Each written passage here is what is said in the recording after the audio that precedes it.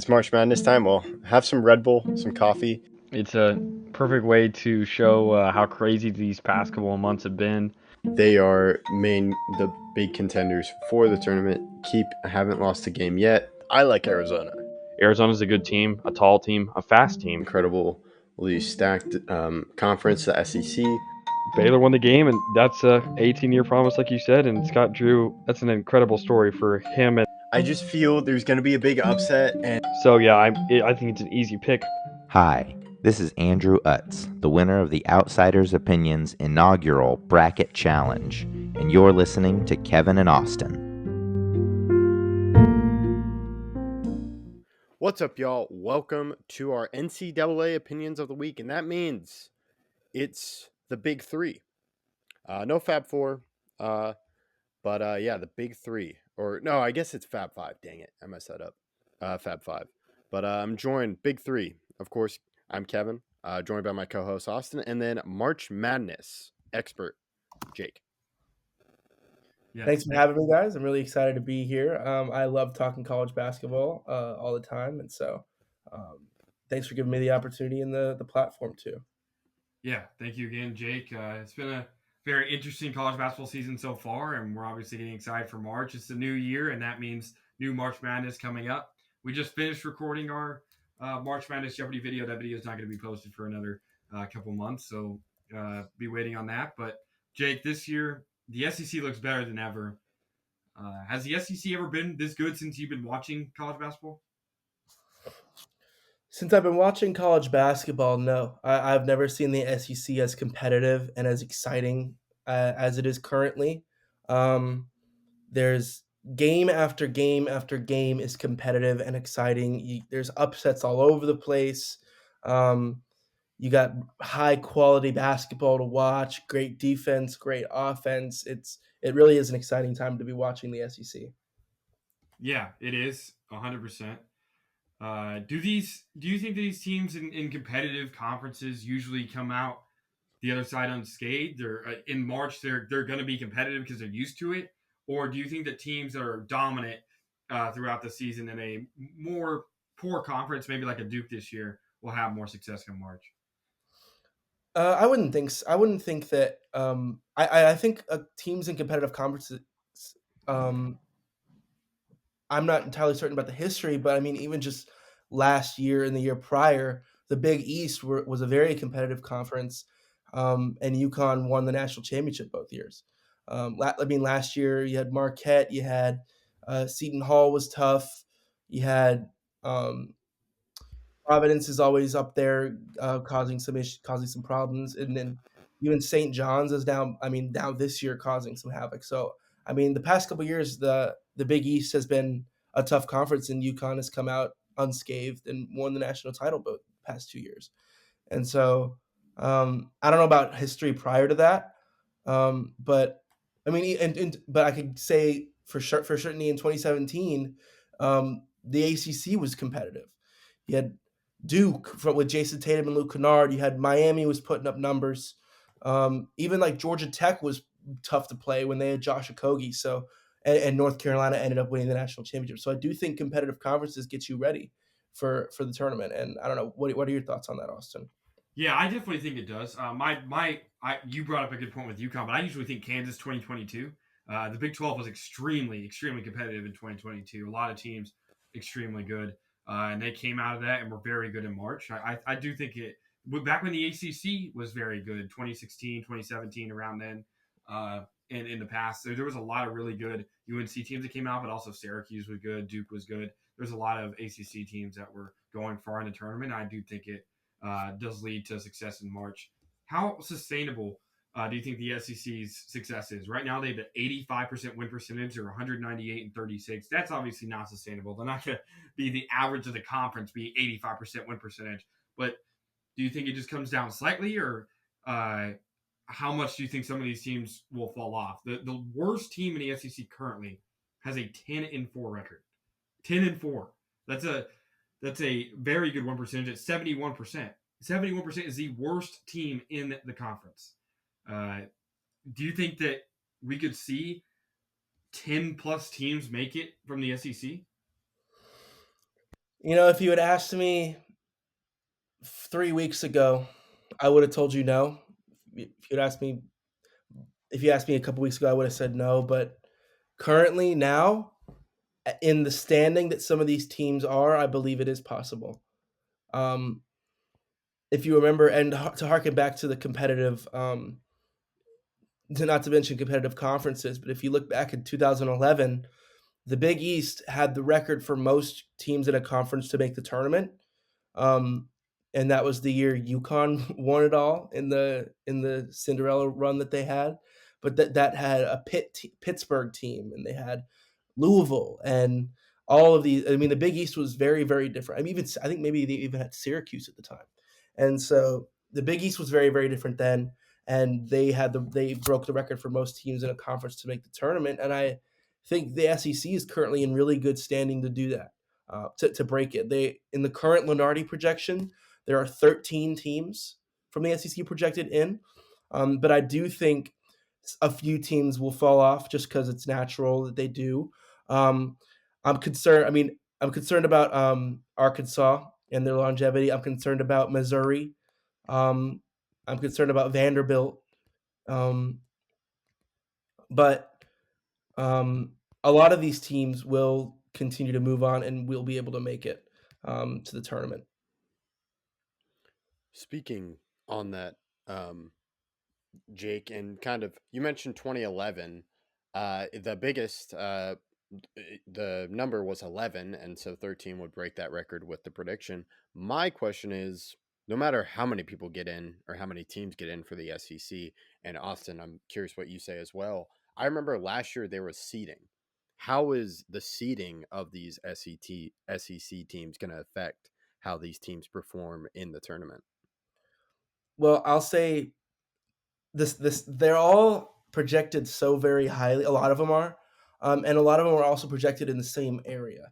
You're gonna have Auburn and Tennessee both as number one seeds as it stands currently.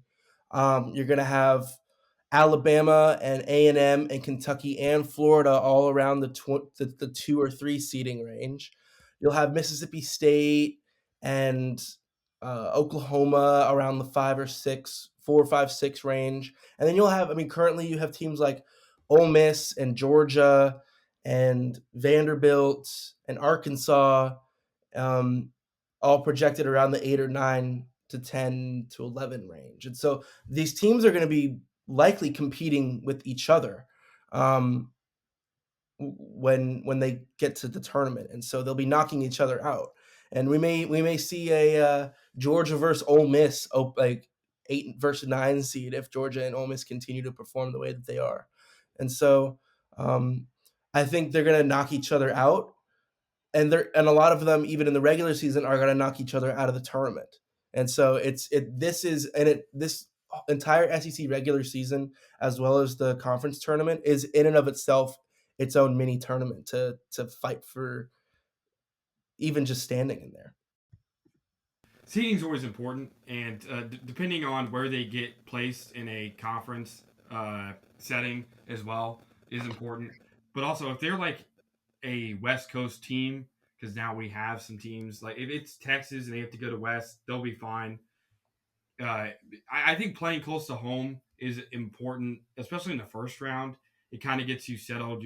You're close to where you're supposed to be, but it doesn't always matter. There's teams that travel well. The SEC is going to be a bloodbath, and the ability to play away from home is going to be extremely important.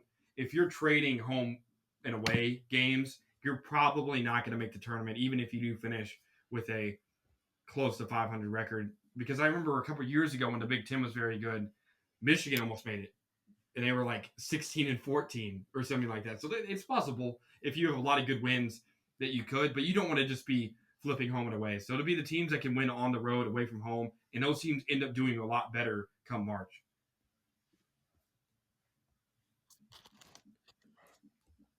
Yeah, I think that's a key point with home and away, Austin, that you brought up.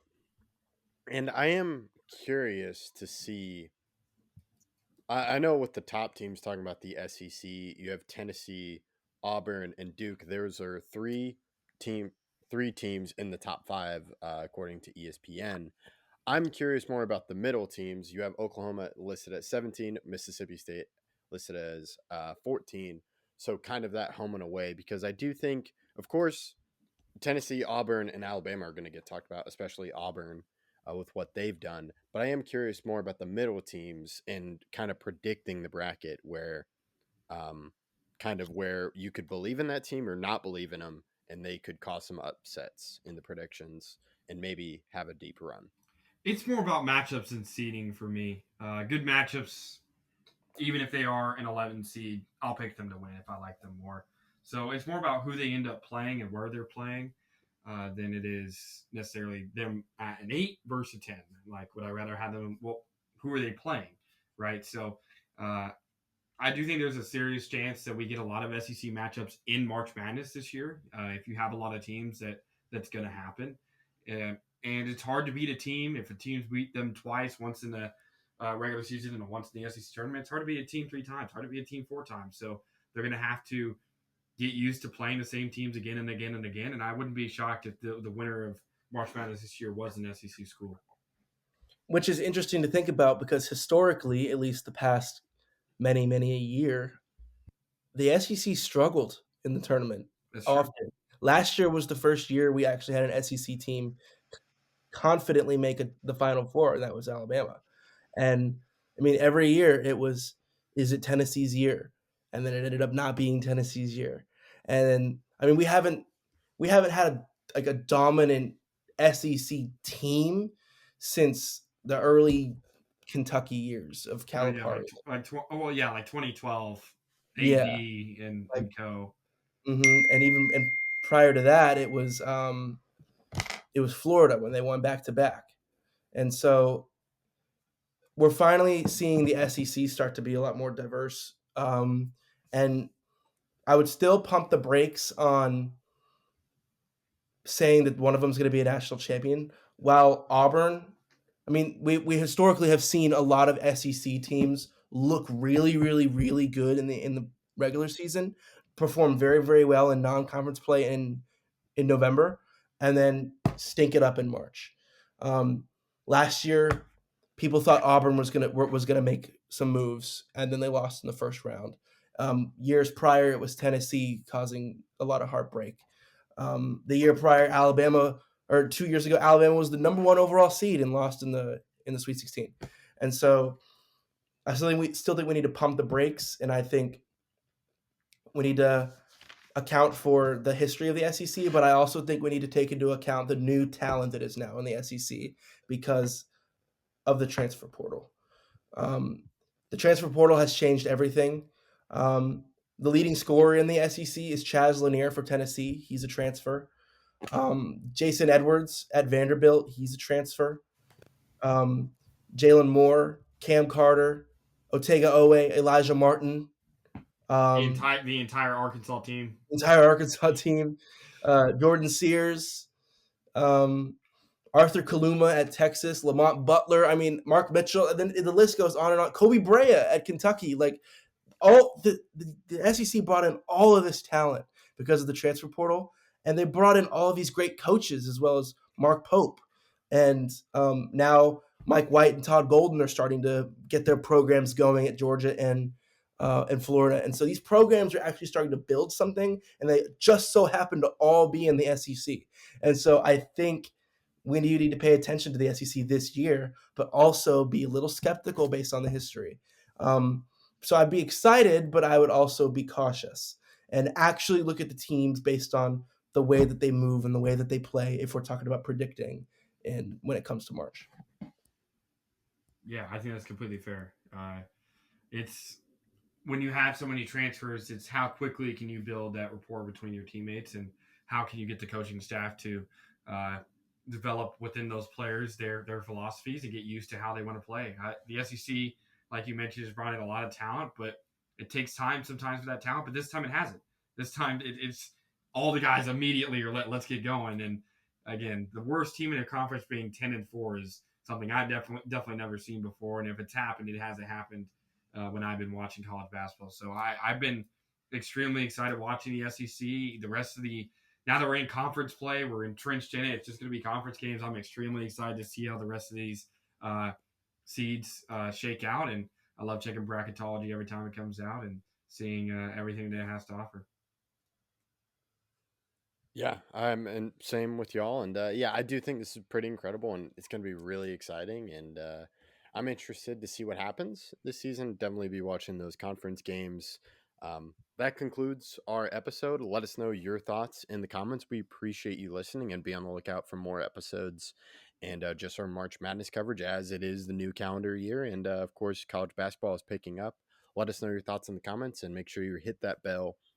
Subscribe, get notifications on Twitter and Instagram. Thank you for listening to Outsiders Opinions.